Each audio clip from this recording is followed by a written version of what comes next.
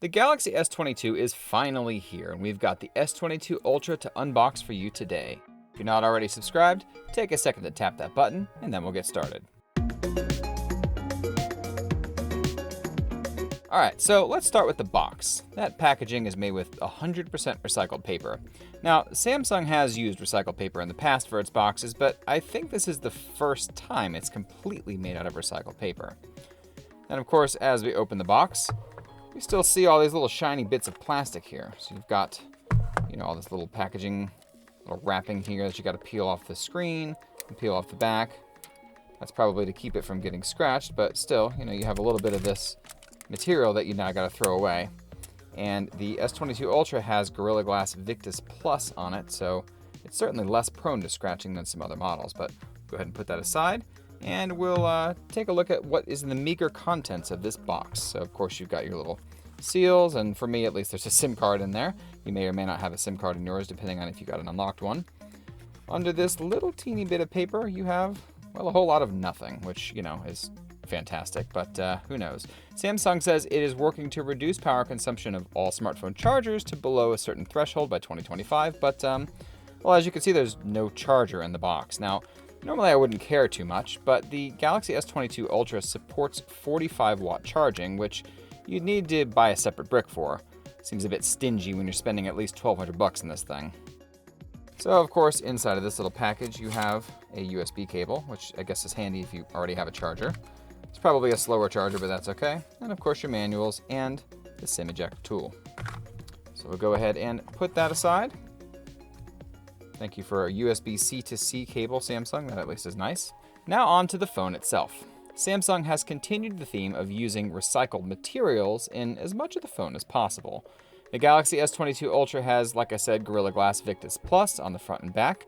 Plus, of course, there's a stainless steel frame all around it, but several components under this outer shell are actually made up of recycled plastics, or plastic that would normally be ocean-bound, as Samsung says.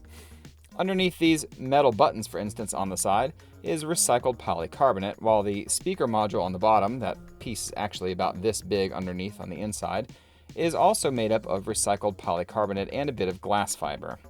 Even that inner cover for the S Pen is made of what Samsung labels as ocean-bound plastics and glass fiber, so the casing inside of this sheath here. The S Pen itself is, of course, new to the Galaxy S series in a specific way. It's inside the body of the S22 Ultra, just like a Galaxy Note. While this type of S Pen definitely feels cheap compared to the big honker you could buy separately, there is no denying the convenience that comes with it being nestled inside the phone. It's also got a nice matte finish this time around, so no more slippery nastiness like some of the other S Pens were. If you're at all familiar with the Note 20 Ultra, you'll immediately see several design cues from that phone that were taken up here. You've got the flat top and bottom, the completely rounded sides, and then of course the curved edges on the glass on each side. That camera module is also a bit strange looking when compared to the rest of the S22 lineup too, and judging by the overall huge design difference between this phone and the rest of the S22 lineup, it certainly makes me think that this might have started out as a dedicated Note device only to be later delayed and renamed. Alright, now before we turn this thing on and get it all set up, I wanted to just take a look at the difference between the S22 Ultra and the Pixel 6 Pro. So size-wise, they're roughly the same. The S22 Ultra is maybe a hair larger. They're about the same width, and of course they both have curved edges, so if you were worried about a glass screen protector fitting on this thing properly, you're probably going to still have the same concerns if you're looking at either of these two phones. Now, of course, I think the Pixel 6 is much more interesting, and that doesn't count my Ninja Turtle D brand skin here, but the design, I definitely prefer the Pixel 6 Pro's design over the S22 Ultra, but in any case, let's go ahead and get this thing turned on. I already skipped through all the setup, so we don't have to go through all that nonsense. Probably took me about 5 minutes to skip through everything Samsung put on here. Alright, so as you saw before, I got one of the two most boring colors of this phone. The other white one here is a mock-up that we received earlier, but you get the same idea. You've got the white and the black ones here. These are the most two standard colors that you're going to find on it. Samsung is shipping this in a more exciting burgundy or green from that regular swath of retailers and carriers, and if you go on Samsung's website, you'll even be able to get it in a sky blue, a sort of burnt amber / red color, and also sold as a gray. Looking at the software side of things, the S22 family ships with One UI 4.1.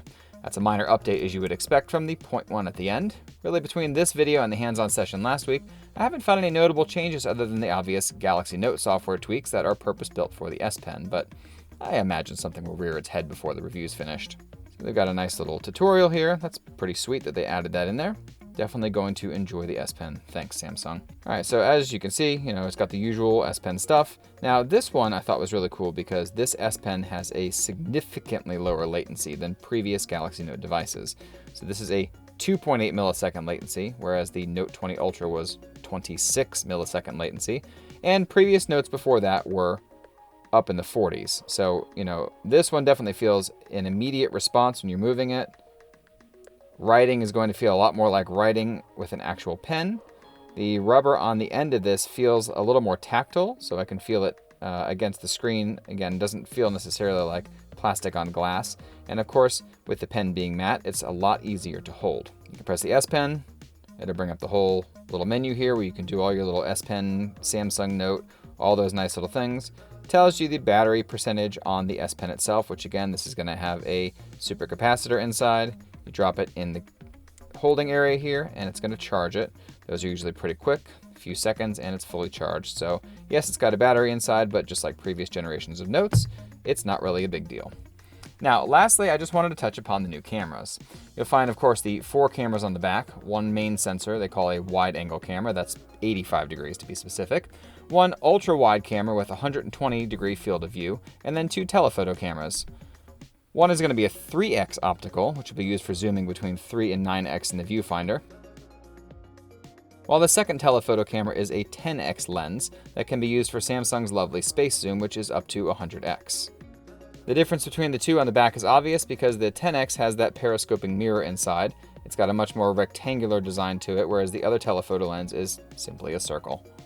Samsung is going pretty ape with the AI features this time around as well, including a new feature they call Adaptive Pixel, which will automatically kick in when low light is detected. This one takes a full 108 megapixel shot, followed by several 25 megapixel shots for light absorption. Then it's going to combine that whole thing into a nice 108 megapixel image in the end. You'll notice that off the bat, there is no night mode in the carousel here.